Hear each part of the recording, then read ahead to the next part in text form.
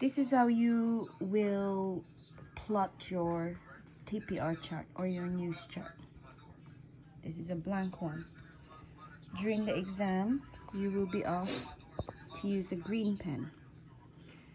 This section are already completed.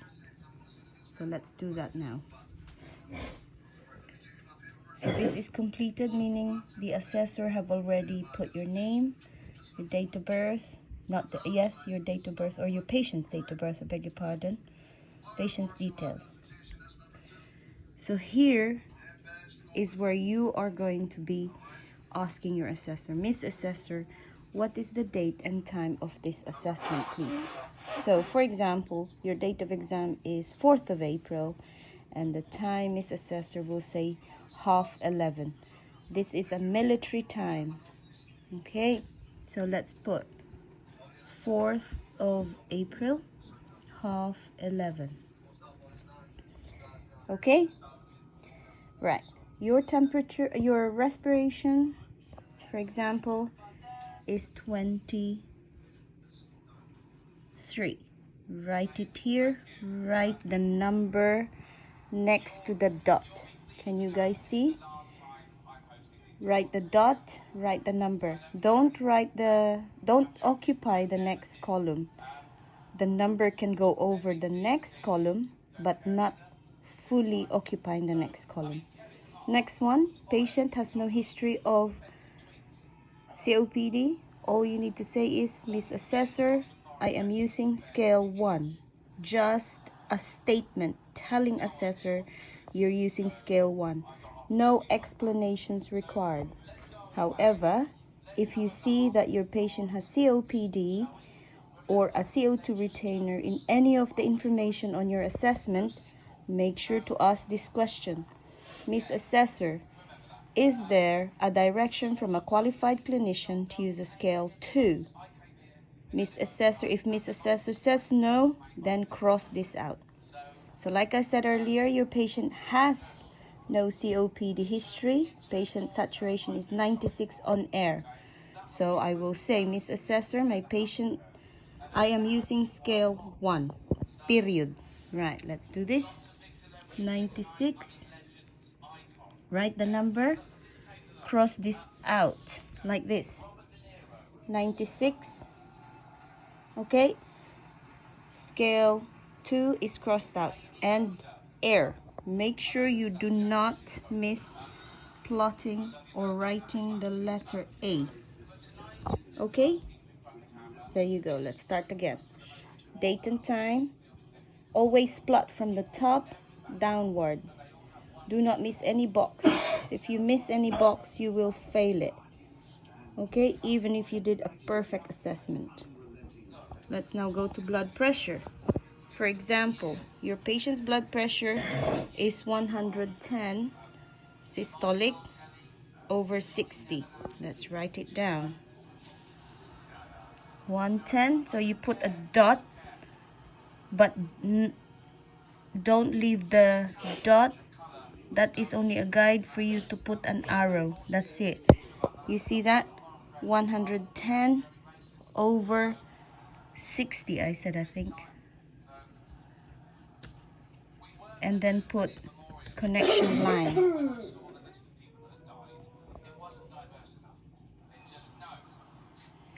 110 over 60. 60. You see this, guys?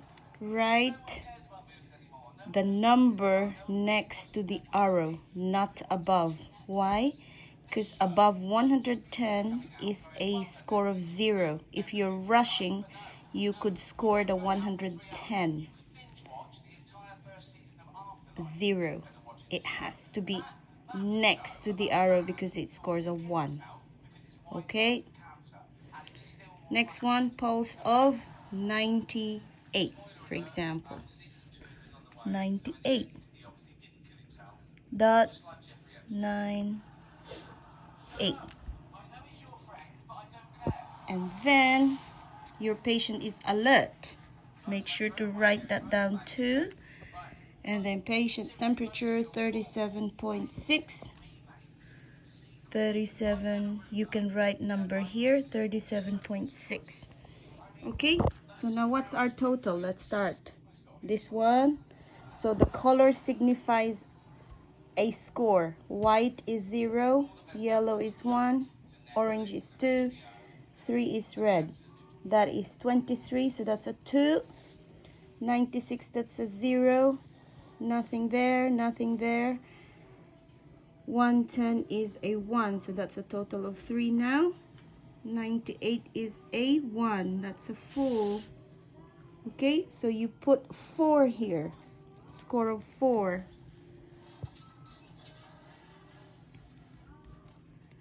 Here we go. Now, how often will you monitor your patient? Will you escalate and put your initial? So let's flick it. It has a score of 4, so I will say, Miss Assessor, my total new score is 4.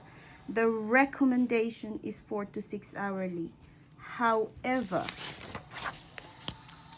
I would like to monitor my patient every 15 minutes because my patient's new score is 4. My patient's respiratory rate is 2. My patient's systolic BP is 110. And my patient's pulse is going up. It is 98 currently. So I'll monitor my patient every 15 minutes. 15 min. That's what you write. I will escalate. Put a yes or a no here. So your verbalization or your action is, Miss Assessor, my patient's new score is 4. The recommendation is minimum 4 to 6 hourly. However, I'm worried about my patient, so I'll monitor my patient every 15 minutes. I'll escalate this to the nurse in charge, the doctor who is looking after this patient, and I will keep an eye on my patient. I will not leave my patient's bedside until the doctor comes. Okay, I hope this helps. Watch for the next video. Take care, everybody. Good luck.